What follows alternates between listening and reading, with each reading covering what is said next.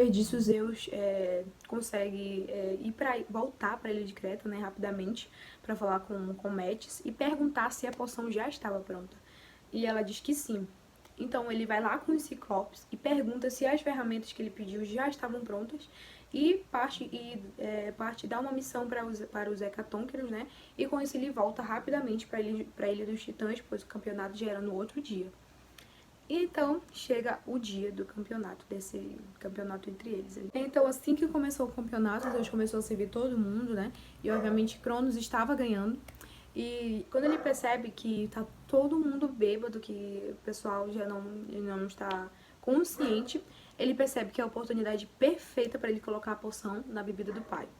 E é assim ele faz, ele coloca a poção na bebida e dá para Cronos. Cronos, assim que bebe, passa um tempo, ele começa a sentir muito enjoo, muita vontade de vomitar. E é isso que ele faz, ele se sente muito mal e começa a vomitar muito. E nesse momento ele vomita os 5 filhos. Quando Zeus viu que ele conseguiu, né, concretizar a sua segunda parte desse plano, a sua missão, ele tira o seu avental e se mostra para o seu pai e fala para ele: seu reinado acabou, papai. E aí começa essa história de Zeus e Cronos. Nesse momento ele se levanta, ele já tinha revelado sua identidade, né?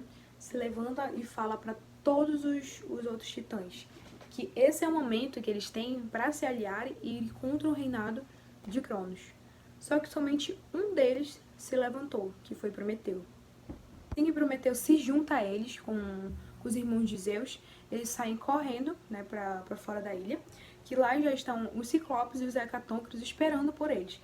E os titãs, é claro, já vinham na cola deles, eles tinham que ser muito rápidos, assim como Cronos, já estava todo mundo atrás deles. E quando eles chegam lá com os Ciclopes rapidamente entregam. A primeira ferramenta, eles entregam o raio para Zeus. A segunda ferramenta, eles entregam o tridente mágico para Poseidon.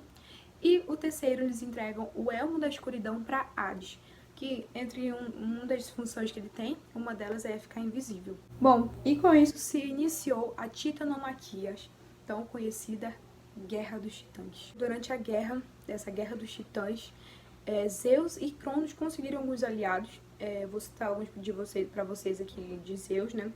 Zeus, ele conseguiu aliados como Kratos, que eu vou ter que mencionar aqui pra vocês, porque além de seus irmãos, né, e dos Hecatônqueros, e Prometeu, que era um dos titãs, esse aliado de Kratos é importante porque na guerra não existia, em alguns livros, né, algumas histórias dizem que as mulheres não participaram da guerra, né, e outros dizem que algumas participaram, enfim.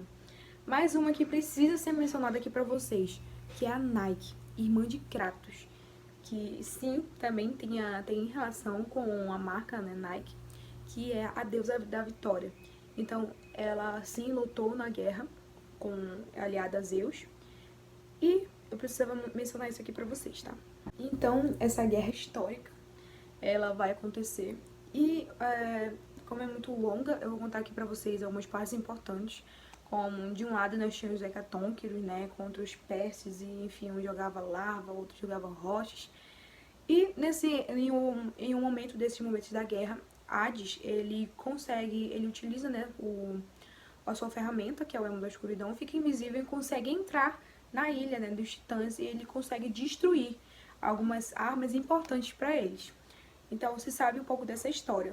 Essa guerra continuou, ninguém conseguia chegar perto de Atlas, que ele era muito forte, e também ninguém conseguia chegar perto de Zeus, que ele também era muito forte, então nenhum titã conseguia chegar perto de Zeus, assim, conseguia destruí-lo. E essa guerra perdurou aí por exatamente 10 anos, por aproximadamente, na verdade, 10 anos. E, assim, no final dessa guerra, desses 10 anos, ficaram apenas 4, que foram Zeus e Hades, e Cronos e Atlas. E então, basicamente, vai ser a parte final da guerra. Nessa guerra toda, eu queria muito trazer um trecho aqui pra vocês de como foi, né? Mas eu não sei se eu vou conseguir. Then power raged within Zeus. His desire to rule over mortals was intolerable to us. The war between the Titans and the Olympians forged the landscape of the mortal world. It was a war that we knew the Titans must win.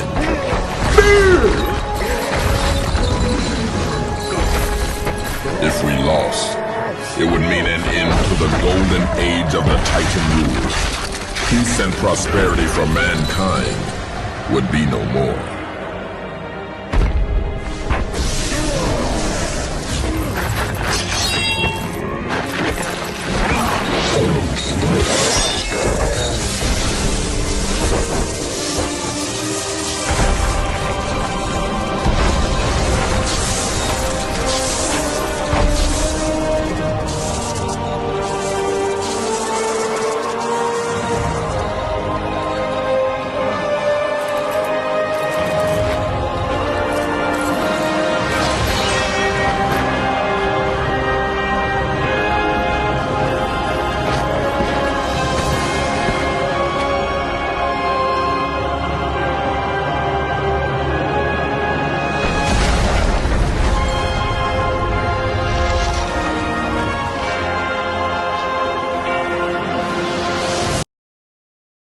Por isso eu vou contar aqui a história, né?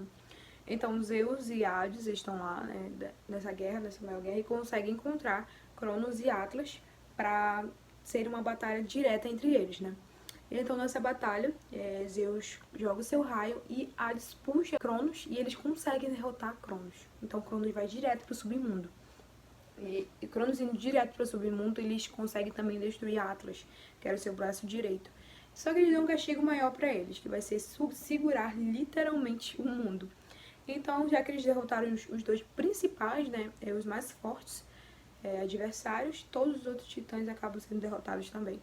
Então, Zeus e seus irmãos, eles ganham essa guerra dos titãs, essa guerra contra os titãs.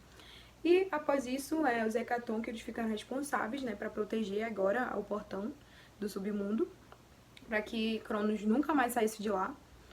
E Zeus e seus irmãos, eles constroem, né, o seu novo lar, lá no Monte Olimpo, que vai ser o tão conhecido Monte Olimpo, né, a formação dos deuses do Olimpo, que vai ser construída justamente em uma montanha, na montanha mais alta que existe lá na Grécia. Né, finalizado tudo isso, chega a parte final dessa história, que hoje estou contando para vocês, que vai ser definir quem vai ficar com o quê. Então nós temos o céu, nós temos o mar, e nós temos o submundo.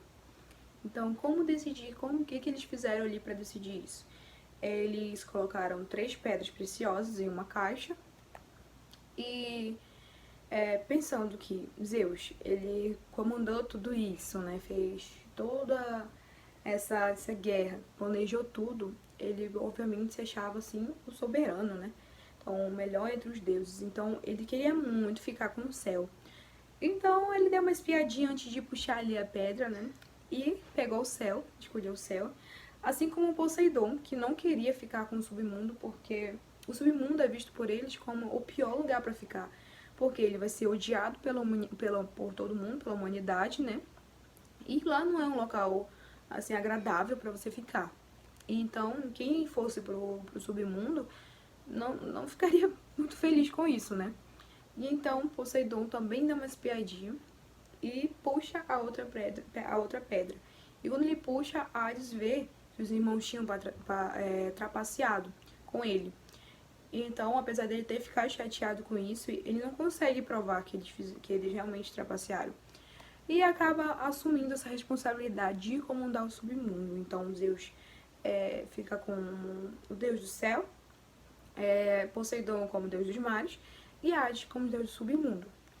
E apesar de ter tudo isso ter acontecido, né, em alguns livros dizem que isso não ocorreu, né, que não houve trapaça, que na verdade Zeus foi realmente por um sorteio, né. Mas pensando que Zeus é assim a personificação do ego inflável, né, e enfim, ele foi o primeiro a tirar, algumas pessoas falam, né, que foi uma trapaça, sim. E então, quando Hades foi pro submundo, acaba existindo um conflito com seus irmãos, que eu não vou contar hoje pra vocês, né? Então, gente, espero muito que vocês tenham entendido a história, né? Eu quis trazer exatamente sobre Zeus porque muita gente conhece, né? Já ouviu falar sobre Zeus, mas muitas pessoas não sabem. Eu acho que inclusive vocês, né? Não sabem o porquê, né? Que ele é tão temido entre os deuses, porquê que ele é tão forte, porquê que ele é o rei, enfim, do Olimpo, né? O líder ali. E então eu quis trazer pra vocês a história dele, assim como a Guerra dos Titãs, que também é muito conhecida. E também quis trazer para vocês, né, sobre a formação dos deuses do Olimpo, por que foi chamado de Olimpo, né, sabendo que foi criado esse lar deles, né, lá na maior montanha, no topo da maior montanha que tinha lá na Grécia. Então, a história dos gregos, como vocês podem ver, ela é muito rica, existem inúmeras narrativas, estou trazendo aqui para vocês, no Texto Mitológica, algumas. Espero trazer pra vocês até o final dos episódios, né? E eu conto com vocês, né? Pra que vocês curtam, compartilhem. Espero muito que vocês estejam gostando. E se você gostou, já deixa um comentário, já curte, compartilhe com seus amigos. Se inscrevam no canal. E é isso, gente. Muito obrigada.